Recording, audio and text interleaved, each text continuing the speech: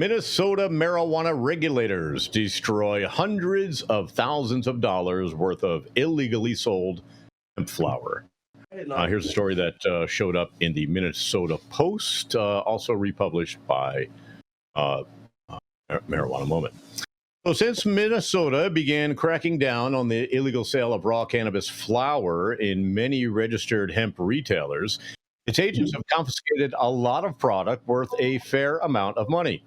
According to numbers released by the Office of Cannabis Management, inspectors have confiscated and destroyed 12,094 units of flower, such as bags, jars, or pre-rolled joints, with an estimated retail value of $278,000. The illegal products were taken from 58 different retail locations and amounted to nearly 73 pounds of raw cannabis flower. While it has been legal to possess and use cannabis in Minnesota since last August, it is not yet legal to sell it and won't be until sometime next spring. And while many hemp-derived low-potency products like gummies and beverages have been legal to sell since the summer of 2022, raw cannabis flower falls into a gray area. That is, if it has low THC content, it could be legal.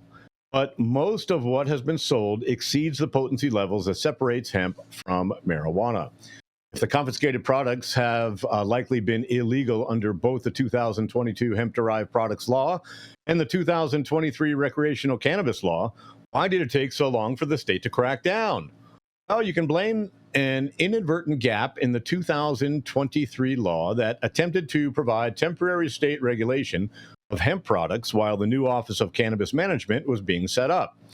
The Office of Medical Cannabis was given temporary say over the 2-year-old hemp-derived market, but was not given control over raw flower, only products made from the plant like gummies and drinks. The gap, identified by regulators late last year, allowed some stores to sell flower that looks, smells, and intoxicates like marijuana. At the same time, other retailers who wanted to follow the new law were left at a competitive disadvantage. Raw flower was often sold as a hemp plant with high concentrations of THCA. Because of the regulation gap, retailers would tell inspectors the products for sale in their stores were legal hemp, and the same inspectors did not have the authority to take samples for testing. Yet a test arranged by Minnesota Post earlier this year found that the flower for sale far exceeded the THC concentration levels that define hemp and was, in fact, high-potency cannabis. State regulators created a workaround to begin ridding stores of raw flower that exceeded potency limits. That solution was an interagency agreement where medical cannabis inspectors could essentially be deputized by OCM to enforce the ban on raw flower sales until licensing occurs next spring.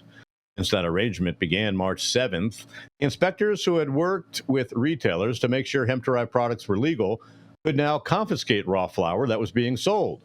While some flower might have THCA levels below the legal limit in its raw form, state law requires an assessment of total THC, which takes into account all cannabinoids after they have been burned via smoking or vaping. It is that decarboxylation process that converts THCA to THC.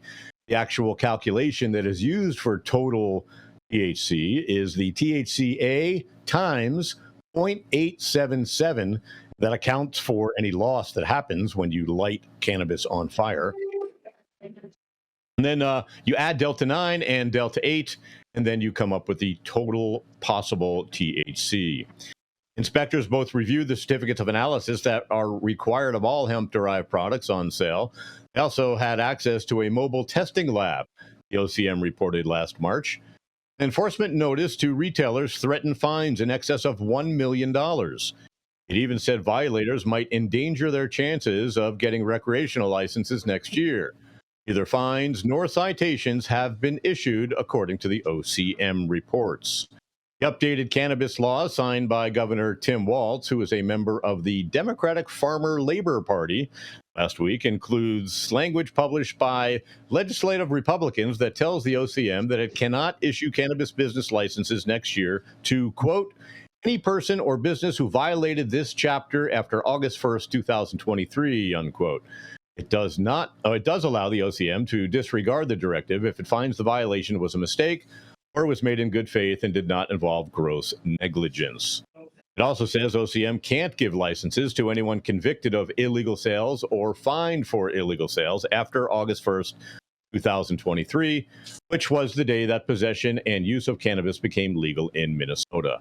The revisions to the state's cannabis law signed last week also accepted a request by OCM Interim Director Charlie Briner to move all of the operations of the Office of Medical Cannabis, including regulation of hemp-derived market, to the Office of Cannabis Management in July. That will make the interagency agreement unnecessary after recreational cannabis, medical cannabis, and low-potency hemp-derived are combined into one agency. David Mendelia owns St. Paul Cannabis and is one of the hemp retailers who complained to the OCM, the medical cannabis office, for not regulating raw cannabis flower. He said he is pleased that the workaround had led to getting the illegal product out of the stores, but is still puzzled as to why the agency did not issue citations.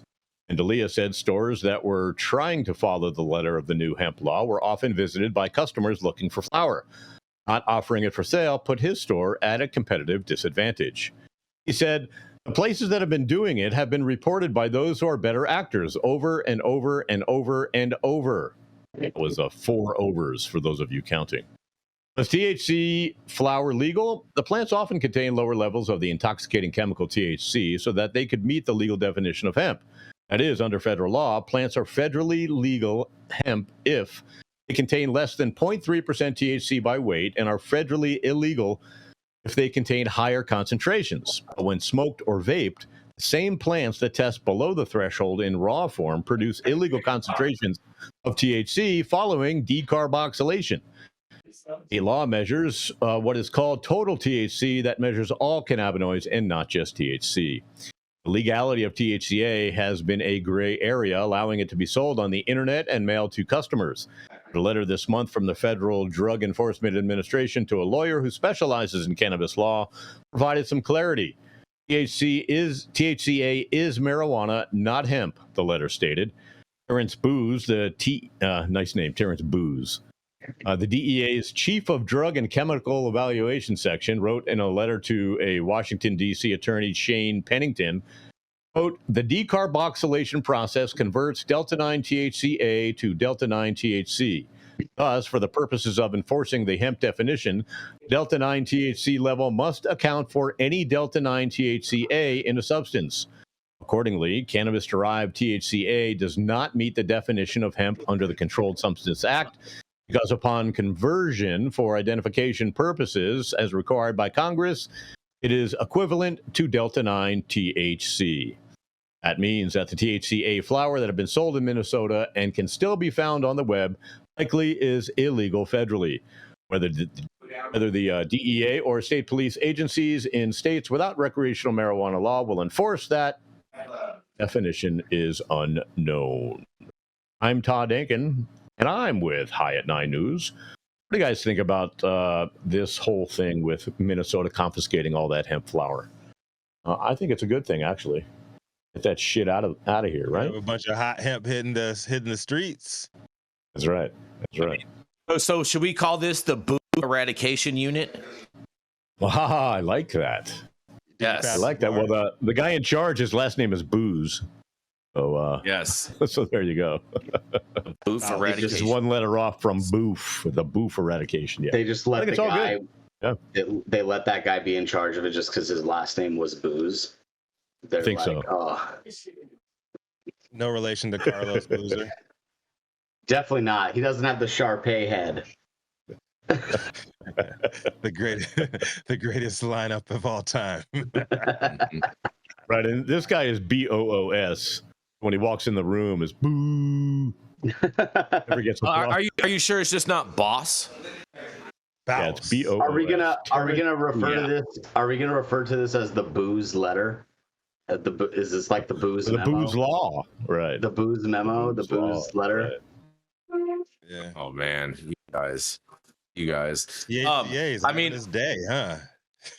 I mean, man, I find this story interesting that they were able to sell it. Now they're trying to say that they're not able to sell it, but it doesn't sound like there's a lot of enforcement on it at the same time either, Todd. Zero enforcement. That's what the big complaint is. Yeah. It's like, why aren't they, Well, they're not fine? definitely snitching out. They're definitely snitching out their competitors. I mean, Right. the guy that got on was the snitch. Like he's 100% was totally the snitch. Yeah. Yeah, like he's proud. Maybe that says something about Minnesota's society in general. But look, I mean, if you're not trying to make money and you're in that business and you're not selling THCA, like what are you doing? Are you selling CBD pillows? Are you selling, like, what are you doing? Oh, hold on. I think you're onto CBD pillows work. The My Pillow guy.